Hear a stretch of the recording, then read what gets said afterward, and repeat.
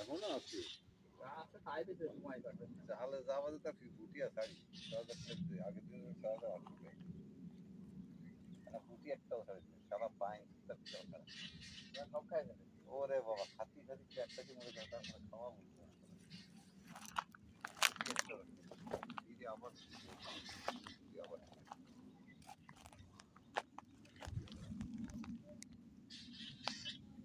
আমাদের আমার সামনে ভালো ভালো এই দিকে শেষ করছে কিন্তু বড়টা বড়টা বড়টাই ব্লক ট্লক করবে ওই